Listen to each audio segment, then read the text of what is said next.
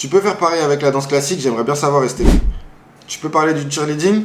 Du coup, cheerleading ou danse classique, qui a le physique le plus complet? Je te dis ça tout de suite. Le cheerleading, c'est un mélange intense de puissance et d'acrobatie. C'est un sport ultra explosif où chaque mouvement demande de la puissance, de la coordination et une proprioception au millimètre près. Ici, la force relative est essentielle. Les bases doivent avoir une puissance énorme pour propulser et récupérer leurs coéquipiers sans perdre l'équilibre. Les flyers, eux, doivent maîtriser leur corps à 100%, avec un gainage en béton et une mobilité parfaite pour s'adapter aux figures aériennes. Et parlons explosivité. Les cheerleaders effectuent des sauts et des flips qui demandent une détente et une vitesse de contraction musculaire exceptionnelle.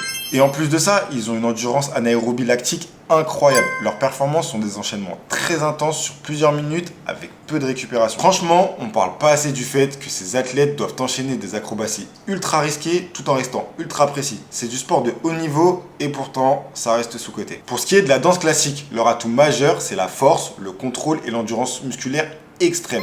C'est un mélange de force isométrique, de souplesse et de contrôle total du corps. Pour l'endurance musculaire, ils tiennent des positions complexes, enchaînent des mouvements ultra précis pendant des longues performances. Les sauts aussi sont un point clé. Un danseur classique doit générer assez de puissance pour sauter haut et garder une posture impeccable dans les airs.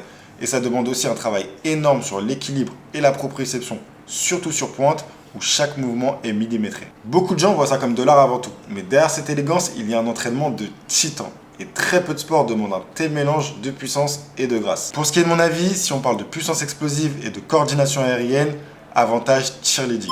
Mais si on parle de force isométrique, d'endurance musculaire et de contrôle absolu, là, la danse classique l'emporte. Ce qui est fou, c'est que dans les deux cas, ces athlètes repoussent les limites du contrôle corporel. Du coup, qui a le physique le plus complet? Un danseur classique ou un cheerleader? Et dis-moi en commentaire si tu veux que je te compare d'autres sports.